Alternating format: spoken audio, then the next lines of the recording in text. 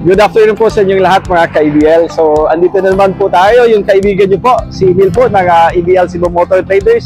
So, today po mga ka-EBL, shout out ko lang po kay Sir Alfredo Boyet Martinez ng Bacolod City. Sa akong mga amigo sa Bacolod, may aral naman kami i-deliver. Buwas sa aga, magtanto di si Sir Boyet. Sa tag-iyan ni iyang Suzuki DE63. So again mga ka-EBL, maraming salamat po sa pagtatrust niyo po sa amin, sa mga viewers natin dito sa channel natin, sa YouTube at saka sa FB page po natin. So today po, so ito na po yung unit po ni Sir Boyet Martinez ng Bacolod. So ito po ay Suzuki DE63 4x4 po mga ka-EBL. Ang color po nito is cyanide green mga ka-EBL, which is ito po talaga yung gustong kulay ni Sir Boyet. Tapos naka mud crawl po, tubeless po ito mga ka-EBL, naka size 13. Bali usually po ang ginagawa po namin sa mga ganitong model namin, ang kinukuhan po namin na tires po is cargador. But ito po is special po mga ka-EBL. So gusto ni Sir Boyet, tubeless ang ilagay natin. So ayan po, bali nilagyan natin ng 16580 R13 na mud terrain tires po mga ka-EBL. At saka itong sinasabi namin nating size 13. So kung makikita nyo po mga ka-EBL, ito po ay complete recon unit. Naka Anzal urethane paint, naka magic tint, brand new battery, may stepboard po mga ka-EBL. Ayan, stainless stepboard. Tapos may backseat po.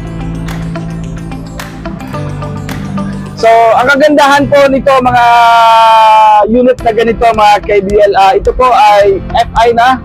Talagang matipid sa gasolina compared to scram. So, marami naman pong parts, although ito po ay electronic. So, ang imo-monitor nyo lang ito mga ka-EBL is kanyang spark plug. Of course, change oil tayo. Tapos titingnan natin yung kaniyang coil, mga coil niya. Tapos yung kaniyang yung may computer box na po ito mga ka-EBL.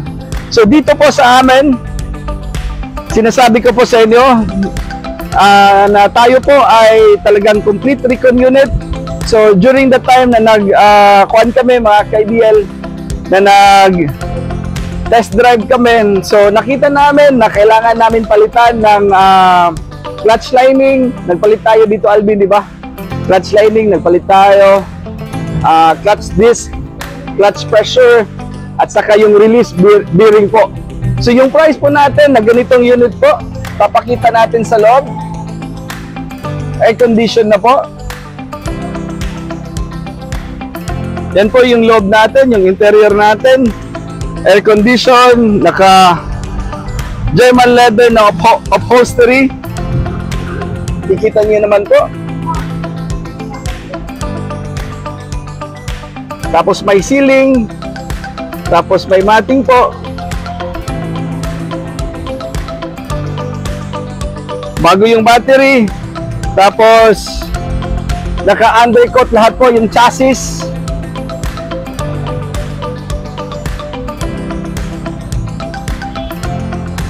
So yung price po namin mga ka-EBL is 255,000. Although nag-increase tayo ng dati, yung price natin dito is 250, Alvin. Dahil nga nag-increase po yung registration natin, and of course nag-increase din natin yung ating unit natin. So dito po sa atin mga ka-EBL, talagang complete recon unit. Lahat sine-check natin kung ano ang kailangan natin palitan. So, pinapalitan natin, katulad dito, na nagpalit tayo ng mga lining niya. Alam niyo po mga ka-EBL, mahal po yan kung kayo po ang magpapalit yan. Labor plus the parts po, talagang mapapamahal kayo kung hindi recon talaga ang unit. So, dito sa atin, talagang sinasabi ko nga po, Yung quality ng pintura natin is Anzal Urethane Paint. Talagang ito talaga para sa amin, ito yung the best na pintura na nasa market ngayon na ginagamit natin parate. So yun, check natin.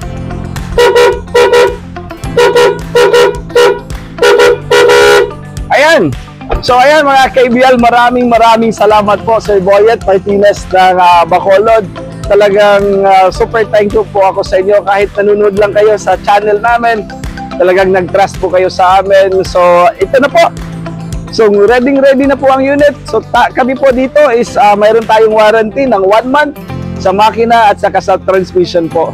So again, ulitin ko, ang price po natin, complete recon, talagang thoroughly check natin yung makina, transmission, price po natin is 255,000 po mga KBL. So again mga KBL, maraming salamat po sa tiwala niyo po sa amin. At saka sa susunod na naman po, mayroon naman po kaming i-release na unit po. Maraming salamat po mga KBL. Thank you po sa inyong lahat. Thank you po.